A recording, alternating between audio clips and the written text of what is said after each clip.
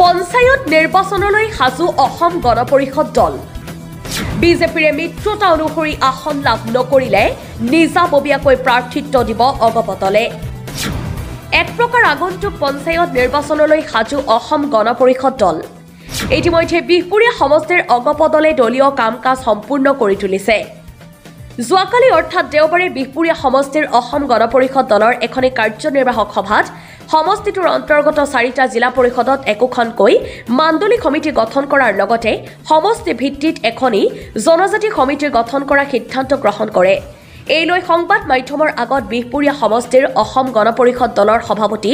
মাখন তামুলীয়া আগন্তুক পঞ্চায়ত নিৰ্বাচনলৈ অসম গণ পৰিষদ দলে সাজু হোৱাৰ বিপৰীতে বৰ্তমান বিজেপিৰে মিত্ৰতা আছে যদিও পঞ্চায়ত নিৰ্বাচনত বিচৰামতে প্ৰাৰ্থিত্ব ভাগ বতৰা নকৰে তেনেহলে আঞ্চলিক দলটোৱে নিজাববীয়াকৈ প্ৰাৰ্থিত্ব প্ৰদান কৰিব বুলি এক প্ৰকাৰ ঘোষণা কৰিছে নমস্কাৰ আমাৰ যোৱাকালি অসম গণ পৰিষদ দলৰ বিহপুৰীয়া সমষ্টি সমিতিৰ এখন কাৰ্যনিৰ্বাহক সভা অনুষ্ঠিত হয় আৰু বিশেষকৈ সভাত আমি আগন্তুক পঞ্চায়ত নিৰ্বাচন আৰু দলীয় সংগঠনৰ ওপৰতে আমাৰ বিতংভাৱে আমি আলোচনা কৰি আমাৰ সংগঠন আৰু নিৰ্বাচন এই দুটা বিষয়ৰ ওপৰত আমি কেইটামান সিদ্ধান্ত গ্ৰহণ কৰোঁ আমাৰ সংগঠনৰ ক্ষেত্ৰত আমি আমাৰ 4টা আমাৰ ইয়াতে মণ্ডল ভিত্তিত আমাৰ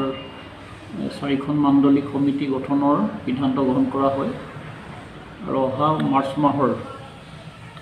11, 12, 13, 14 এই 4টা তাৰিখৰ ভিতৰত আমি 4খন জেডপিচি পৰ্যায়ত 4টা মাণ্ডলিক সমিতি গঠনৰ সিদ্ধান্ত গ্ৰহণ কৰা হয় আৰু ইয়াৰ উপৰি আমাৰ জনজাতি কোষ আমাৰ ট্ৰাইবেল সেল বুলি কোৱা হয় আমি 15 মাৰ্চত গঠন কৰাৰ এটা সিদ্ধান্ত গ্ৰহণ কৰা হয় সমষ্টি ভিত্তিত এই সংগঠনটো কৰাৰ ক্ষেত্ৰত এটাই আমাৰ উদ্দেশ্য যেহেতু সংগঠনৰ অবিহনে আমাৰ নিৰ্বাচন বৈতৰণি পাৰ কৰাত কিছু অসুবিধা আছে এই কথাখিনি লক্ষ্য ৰাখি আমাৰ এই সংগঠন আমাৰ সকলো ফালৰ পৰা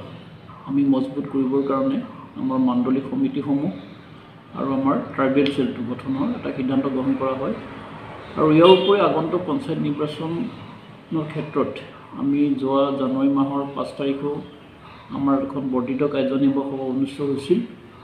আৰু এই বৰ্ধিত কাৰ্যনিৰ্বাহক সভাত আমাৰ কেন্দ্ৰীয় পৰ্যবেক্ষকৰ উপস্থিতিত আমি সমষ্টিৰ পঞ্চায়ত নিৰ্বাচনৰ সম্পৰ্কত বিতংভাৱে আলোচনা কৰাৰ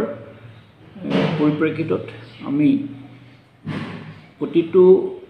পঞ্চায়তত আমাৰ অসম গণ পৰিষদ দলৰ প্ৰাৰ্থীৰ যোগেদি নিৰ্বাচন খেলাৰ এটা সিদ্ধান্ত গ্ৰহণ কৰা হয় আৰু লগতে যোৱাকালিও যোৱা 5 জানুৱাৰীৰ যি সিদ্ধান্ত এই সিদ্ধান্তৰ ওপৰত ভিত্তি কৰি আমাৰ প্ৰতিখন পঞ্চায়তত আগন্তুক পঞ্চায়ত নিৰ্বাচনৰ কাৰণে সাজু হ'বৰ কাৰণে আমাৰ ইতিমধ্যে কালি সকলোকে জনোৱা হয়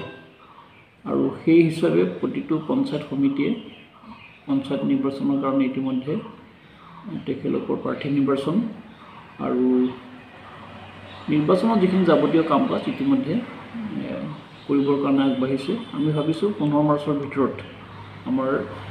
পঞ্চায়ত নিৰ্বাচনৰ সকলো প্ৰক্ৰিয়া প্ৰাৰ্থী নিৰ্বাচনৰ পৰা ধৰি বা নিৰ্বাচন সম্পৰ্কীয় সকলো কাম কাজ সম্পূৰ্ণ কৰিব পাৰিব নাৰায়ণপুৰৰ পৰা কেমেৰা পাৰ্চন জলেন দেউৰীৰ সহযোগত গোপাল গোৱালাৰ ৰিপৰ্ট সুহানা লাইভ।